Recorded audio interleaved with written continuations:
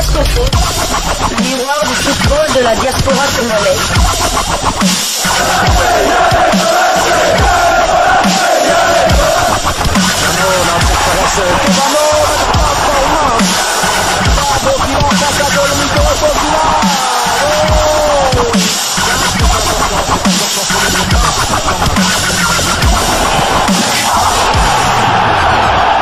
Diasco Foot, le miroir du football de la diaspora congolaise.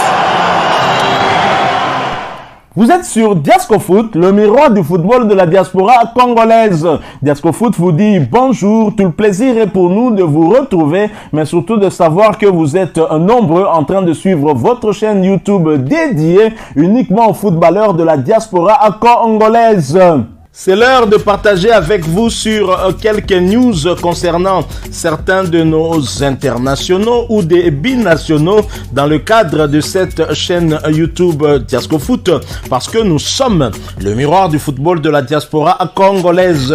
Et le numéro d'aujourd'hui va nous emmener du côté de la Turquie, où le championnat turc de première division se poursuivait et la connexion Masuaku Muleka met encore le feu. Il n'aura fallu que 4 journées de championnat à Jackson Muleka pour claquer son premier doublé avec Beşiktaş, opposé à Sivasspor pour le compte de la 4e journée de Super League turque avec Beşiktaş.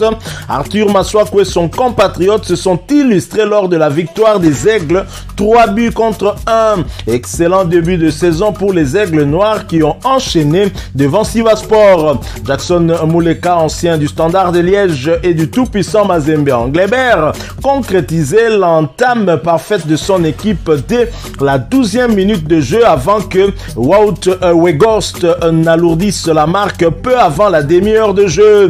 Et sur une action 100% congolaise, Jackson Muleka s'offrait le doublé après un service d'Arthur Masuaku. Nous sommes là à la 41e minute.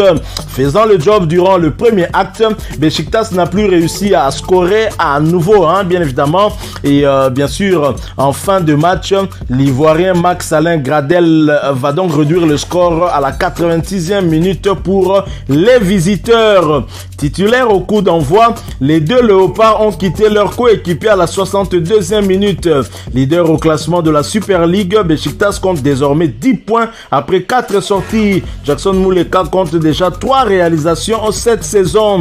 La complicité entre les deux Congolais ne date pas que d'hier, lors de ce duel qui a vu Beşiktaş prendre le dessus. Et pour rappel, l'unique but de Jackson Muleka en équipe nationale, elle était en tout cas sur une passe décisive d'Arthur Masuaku. Et rappelez-vous, c'était lors du match qui avait opposé la République démocratique du Congo à la Gambie. Le match s'était joué à Banjul, la capitale gambienne, et c'était terminé sur le score de 2 buts partout. Nous allons donc poursuivre ces quelques informations en restant en Turquie, mais nous allons descendre d'un cran. Nous allons aller du côté de la 2e division où l'on jouait la 3e journée de ce championnat. Sakaryaspor recevait Tulsaspor. Victoire de Sakaryaspor 2-0. L'international congolais Kabongo Kasongo a fait une passe décisive à la 59e minute de jeu. Et ses statistiques du côté de Sakaryaspor est de 1 but inscrit et une passe décisive en 3 matchs officiels. Kabongo Kasongo était titulaire bien sûr et il a joué l'intégralité de cette rencontre pour la 3e fois consécutive. Kabongo Kasongo compte 270 minutes en termes de temps de jeu. Il a inscrit un but, je l'ai dit, plus une passe décisive. Et donc, il a eu à participer à toutes les minutes depuis le début de ce championnat de 2e division en turc. Il a donc, et bien sûr, leur prochain rendez-vous dans ce championnat, ce sera pour le compte de la 4e journée et ce déplacement sur le terrain d'Ankarya Kesiorengusu. Le match est prévu pour le dimanche 4 septembre 2022 sur le coup de 14h30 heure de Kinshasa. Nous allons poursuivre ces quelques informations qu'on a prévues pour vous en quittant la Turquie. Nous allons aller du côté de l'Espagne pour parler d'un autre international congolais, mais nous y allons après cette courte pause. Diasco Foot, le miroir du football de la diaspora congolaise. En Espagne, en Liga 2, deuxième division espagnole, l'international congolais Omenuke Mfulu et Las Palmas victorieux. L'UD Las Palmas s'est imposé hier lundi face au FC Andorra sur le score de 2-0. Omenuke Mfulu était titulaire dans l'entrejeu de cette équipe de Las Palmas. Il a d'ailleurs disputé l'intégralité de cette rencontre. Son club est placé au terme de cette victoire en deuxième position avec 7 points. À noter également que l'international congolais Omenuke Mfulu était capitaine de son équipe. Nous espérons en tout cas que l'objectif cette saison pour Las Palmas sera très clairement de monter en Liga et nous espérons que cet objectif pourra être atteint. Nous allons quitter l'Espagne pour aller cette fois du côté de la Hollande, mais toujours en deuxième division comme c'était le cas en Espagne pour parler d'un autre international congolais. Il s'agit de Jérémy Bokila dont le club Willem II a arraché un match nul à l'extérieur avec un Jérémy Bokila titulaire. Willem II a fait jeu égal contre le FC Utrecht sur le score de 0 but partout. Jérémy Bokila n'avait pas joué toute la rencontre puisqu'il a été remplacé à la 46e minute et Elton Kabangu quant à lui est monté en jeu à la 80e minute. Voilà donc nous continuons avec ces quelques informations concernant nos internationaux congolais ou des binationaux. Nous allons quitter la Hollande pour aller cette fois-ci du côté de Malte, mais nous y allons après cette courte pause. Diasco Foot, le miroir du football de la diaspora congolaise. À Malte, on jouait la première journée du championnat de première division et Amrun Spartans se déplaçait du côté de Hibernians. Victoire à l'extérieur, 1-4. Elvis Soukissa a inscrit un doublé à la 90e minute de jeu. Lui qui avait été titularisé, il a joué l'intégralité de cette rencontre. C'était sa deuxième titularisation consécutive.